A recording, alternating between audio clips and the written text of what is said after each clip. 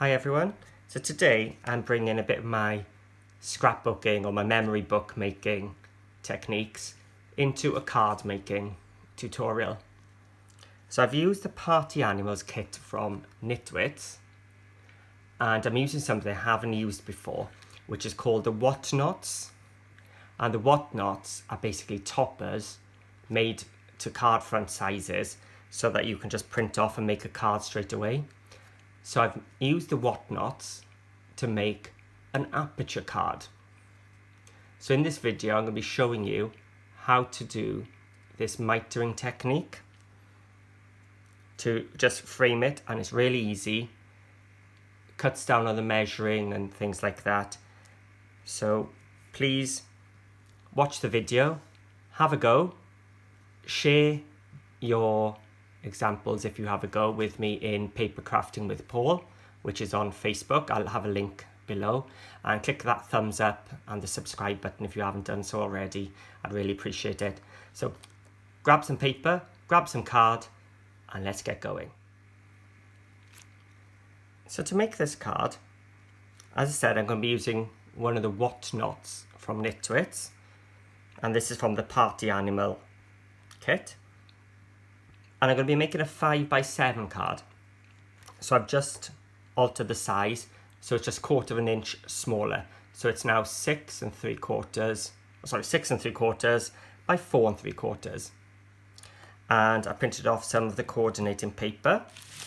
Now, being frugal, I actually got it from one sheet, so I had my image on my paper here, and I just inserted the backing paper then onto the other side and just moved it over. So I managed to get it all onto one page. And I'm going to be using some bright white card from Creative Expressions Foundation. So it's just one sheet of that. So I'm going to grab my trimmer. So you will need one of these trimmers which has the lift up, so you can drop your blade in. So let me just zoom out a little bit. Perfect. I'm going to cut my cardstock at 7 by 10. And then just bring in my scoreboard. I scored in half at 5.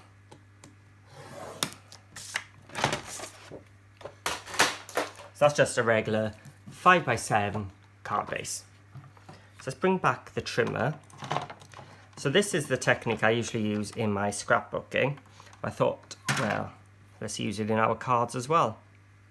So I'm going to take the edge of my card and I'm going to line it up at my 3/4 of an inch line. Then, with your trimmer, zoom in a little bit, you've got this little notch here on the side, and you're going to line that up at 3/4 of an inch as well. So that little arrow is pointing to the 3/4 of an inch mark, and I'm going to press it down. So now it's engaged into my cardstock. I can start bringing it down. So my card base, I need a bit more, is 7 inches. So I'm going to stop 3/4 of an inch away. So that's 6 1/4.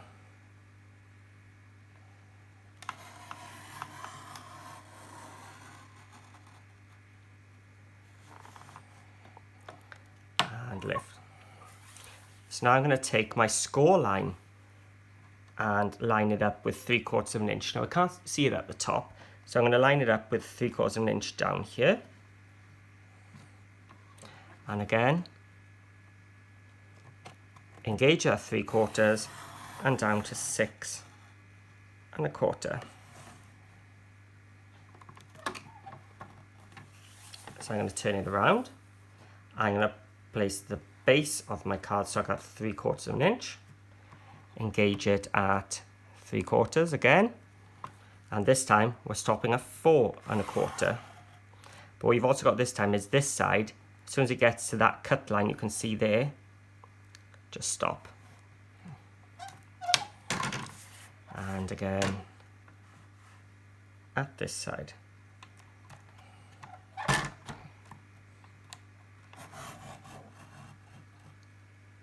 So 3/4 of an inch down to 4 1/4.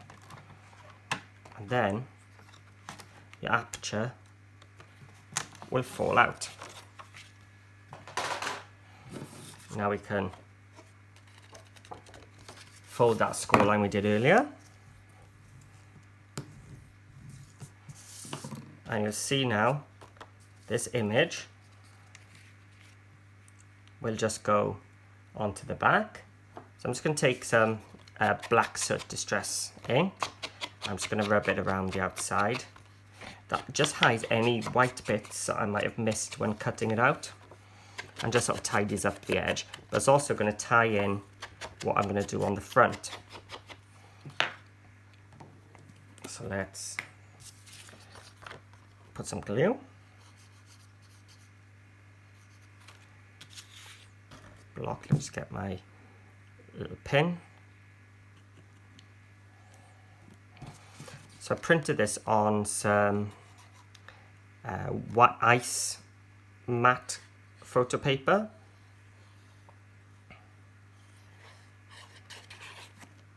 It's a bit of a blob this, let me just smooth it out. I'll bring it closer to the camera now in a second once it's down, for you to see the quality. So as I said, this is the first time I've actually used the whatnots, and they're great for the quick cards because everything's been done for you. It's just one image already layered.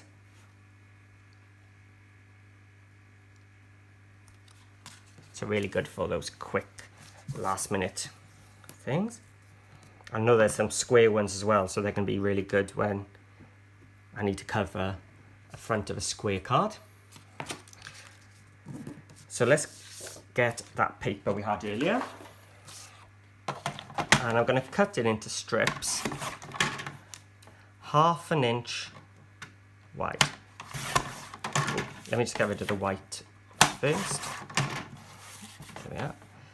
1/2 inch, 1/2 inch,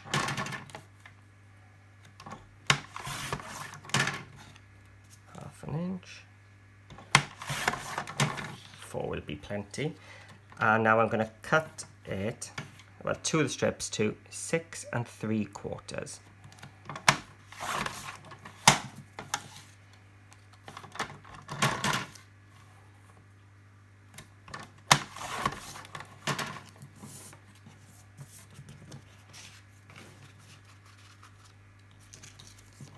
Keep those strips for later.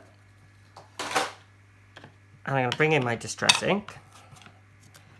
I'm just going to take away that white core, but this is also going to add a bit more dimension to my frame look. So I'm just going around all the edges. Now if you haven't got this, just use a black alcohol pen.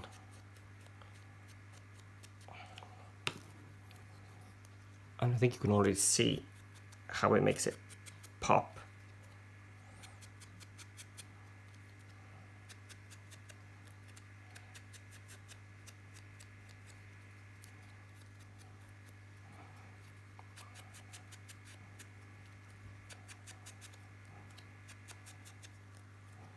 Nearly done.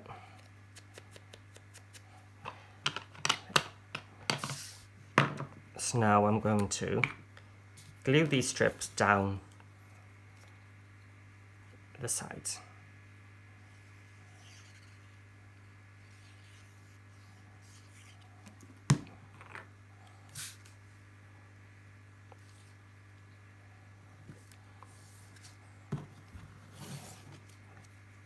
So I've just centralized it left and right, leaving a bit of the white showing top and bottom as well. So just eyeball it, because the next step will cover any discrepancies. So So I'm just going to take my strip, and now I'm going to zoom in so you can see a little better. I'm going to line up this corner with the top left corner and line up the edge here as well, and then just slide it down slightly. Now you can use a pencil if you want. I'm going to use a pen just so you can see a little bit better. So I'm just going to mark where this vertical strip meets this. So there's a little dot there. And over here, by here and here, because what I'm going to do is miter them from these dots to the corners. So I'm just going to take my scissors and I'm going to cut from that dot diagonally to that one. And from the corner to the dot on the other one. So I've got that shape. And again, I'm going to take my black soot.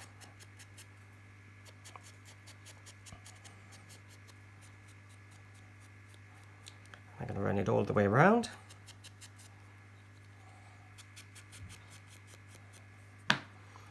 And glue it in place.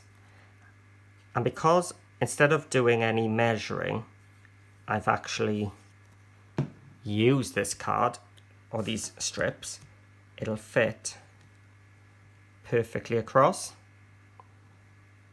Far easier than measuring 4 3/4 and hoping for the best. Let's turn it around. Let's do the same. So because I got the white edge this time, I need to mark the top there and the bottom there, the bottom here and the top there. Diagonal cut, diagonal cut. Let's come out a little bit now so you can see a little bit more.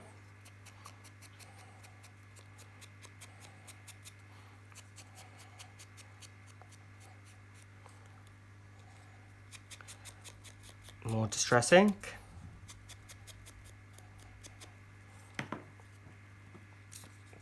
And glue this piece into place.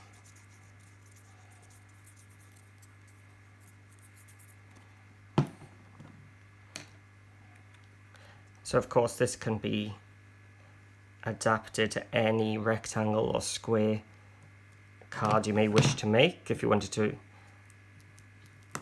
do a different size.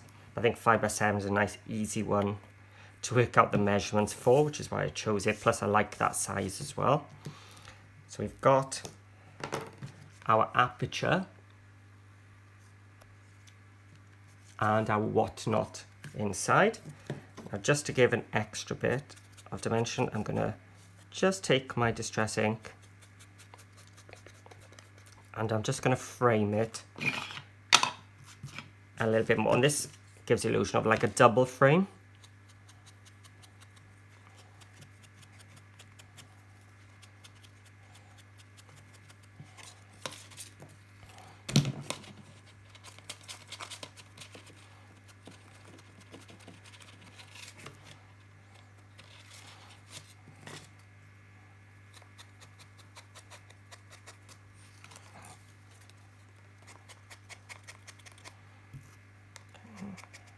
And then just close the card, and I'm just going to do the outside edge as well.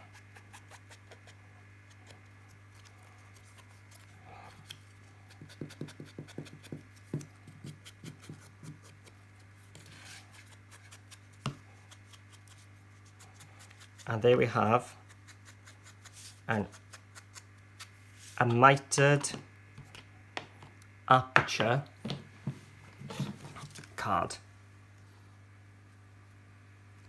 So hope you enjoyed. I hope I've shown you something interesting, a nice, quick, easy card with just something a little bit different. Of course, you could put some acetate on there. What I would do, if you're going to put some acetate, is stick it down onto the front and then stick your papers over the top using double-sided tape rather than a wet glue then. And you could use the acetate just to make it stronger, but I quite like it as it is.